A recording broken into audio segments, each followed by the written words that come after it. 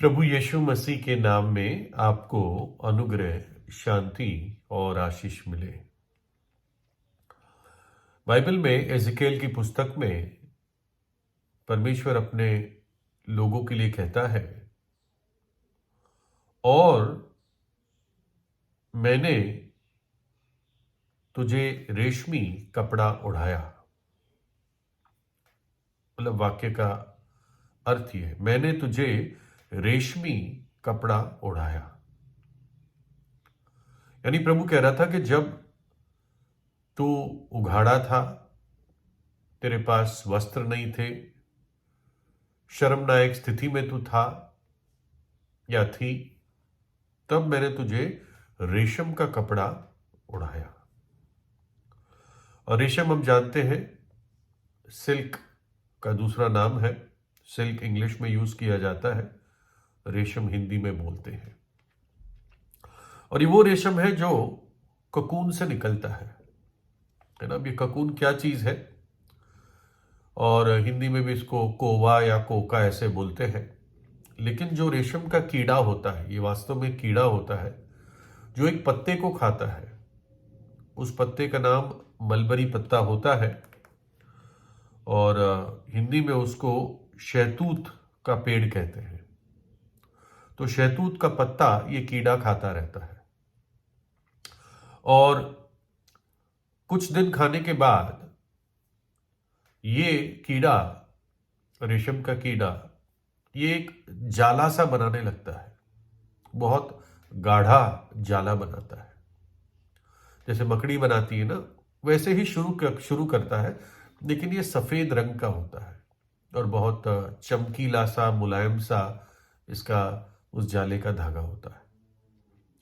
और ये किसी कोने में शुरू करता है और पूरा एकदम घनिष्ठ अपना, कह सकते हैं, घोंसला सा बना देता है, और वो कीड़ा उसमें बैठ जाता है कुछ समय तक। और दूर से देखेंगे तो कुकून, अगर अर्थ समझाने के लिए बताऊं, एक छोटा अंडा समझ लीजिए। जो अंडा मुर्गी का अंडा होता है, एक छोटा अंडा समझ लीजिए, वैसे दिखता है। तो ये कुकून होता है, और इसी कुकून में से लोग रेशम का धागा निकालते हैं।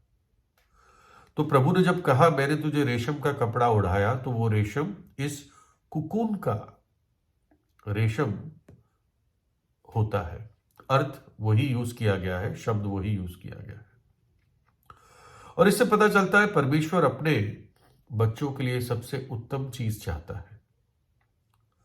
परमेश्वर टाट से भी ओढ़ सकता था उसको, किसी और कपड़े से ओढ़ सकता था, लेकिन मनुष्य के नंगेपन को ओढ़ने के लिए परमेश्वर कहता है मैंने तुझे रेशम से ओढ़ा।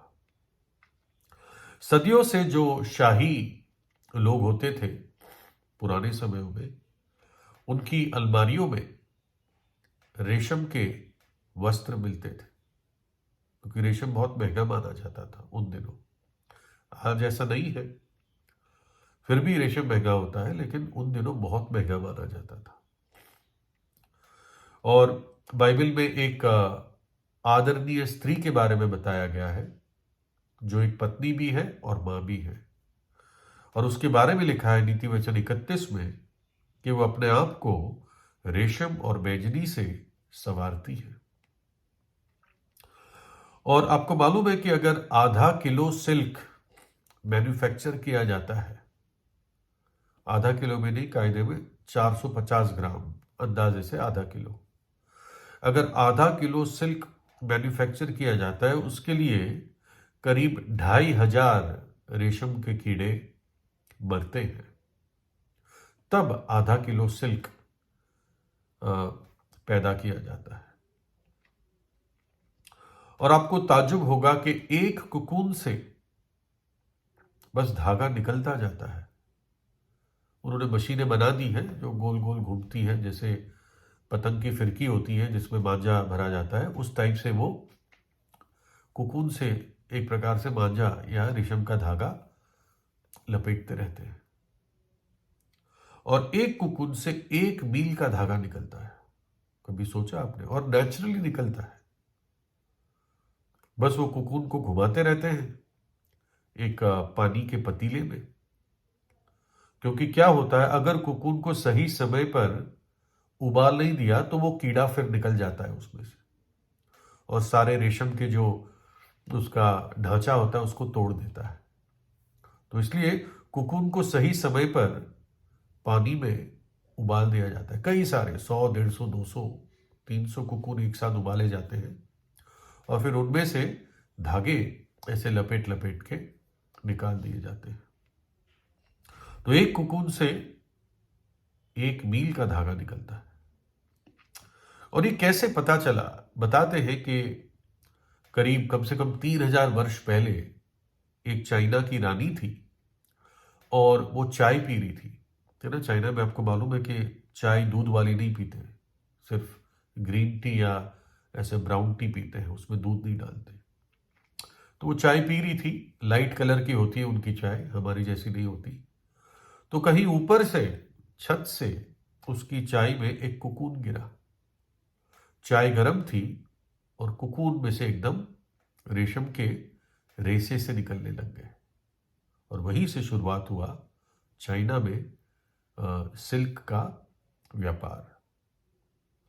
और तब सिल्क रोड जिसे कहते हैं, चाइना से पश्चिमी देश तक एक रास्ता बनाया गया, एक रूट, जहां पर चाइना के लोग रेशम लेकर पश्चिमी देश में जाते थे, मध्य एशिया में और रोम तक जाते थे और इसका व्यापार करके सोना और ऊन और चांदी वापस अपने देश में लाते थे और रेशम को सोने के साथ उसकी तुलना होती थी लेन देन में। और जो आज रेशम है, अगर आप रेशम पहनते हैं, आधे किलो के रेशम के लिए, जैसे मैंने बताया, करीब 2500 रेशम के कीड़े मर जाते हैं।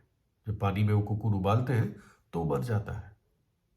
अगर उसको वहीं छोड़ देता है तो वो थोड़ा और बढ़कर वापस बाहर निकलता है। और यह एक बहुत बड़ा एक सच्चाई हमारे सामने लाता है कि मनुष्य जाति को वो अनंत काल का धन देने के लिए प्रभु यीशु मसीह ने कलवरी के क्रूस पर अपना बलिदान दिया। वचन कहता है यशाया 61:10 में, मैं यीशु के कारण, अपने इसमें साधारण शब्दों में बता रहा हूं, मैं यीशु के कारण अति आनंदित होऊंगा। मेरा प्राण यीशु के कारण मगन रहेगा, क्योंकि उसने मुझे उद्धार के वस्त्र पहनाए और धार्मिकता की चद्दर ऐसे ओढ़ दी जैसे दूल्हा फूलों की माला से अपने आप को सजाता और दुल्हन अपने गहनों से अपना श्रृंगार करती है। यहां पर एक पापी व्यक्ति जिसने पापों की क्षमा पाई, वो कहता है, मैं यीशु के कारण अति आनंदित हूं, क्योंकि उसने मेरे पापों को क्षमा कर दिया, मेरे नंगेपन को ढांप दिया, अपनी धार्मिकता से मुझे उसने ढांप दिया, मुझे पवित्रता और धार्मिकता और सदाचारिता का वस्त्र पहना दिया और ये मेरे उद्धार के वस्त्र हैं। मानो के क्रूस पर प्रभु यीशु मसीह ने मेरी दाग वाली कमीज अपने ऊपर पहन ली और सजा सहेली मेरे लिए और अपनी निष्कलंक, बिना किसी दाग, बिना किसी झुर्री का प्रभु का वस्त्र प्रभु ने मुझे पहना दिया। और वो हर मनुष्य के लिए उपलब्ध है जो अपने पापों से पश्चाताप करके प्रभु यीशु पर विश्वास करेगा। और ये सबसे उत्तम है, ओरिजिनल है। प्रभु यीशु खुद एक पापी को ये वस्त्र पहनाता है जब वो विश्वास करता है ना। और ये बहुत महंगा है। यीशु मसीह को अपना खून बहा देना पड़ा ताकि मुझे और आपको ये उद्धार के वस्त्र मिले। वो जीवित है, मृतकों में से तीसरे दिन जी उठा, और इसलिए हर एक पापी की प्रार्थना को वो सुनने के सक्षम है।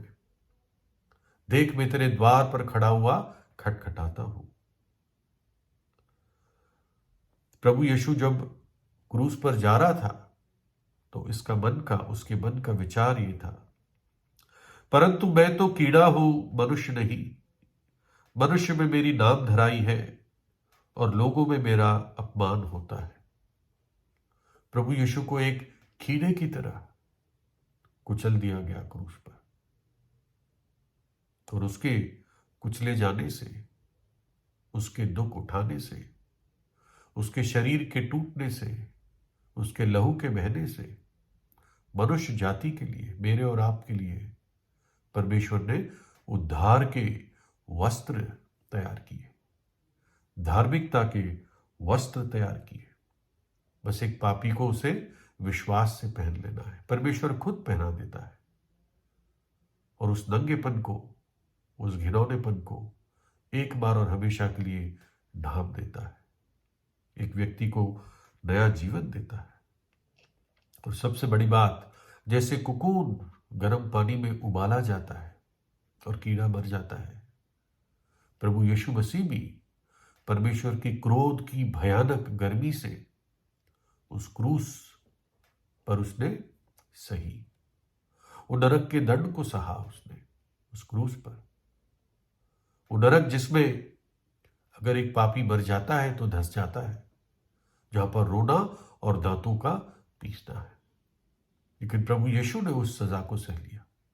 इसलिए जो विश्वास करेगा उस पर फिर कोई दंड नहीं होगा, परंतु वो व्यक्ति अनंत जीवन में, अनंत आनंद में प्रवेश करता है। प्रभु यीशु से प्रार्थना कीजिए। प्रभु यीशु आपको आशीष दे।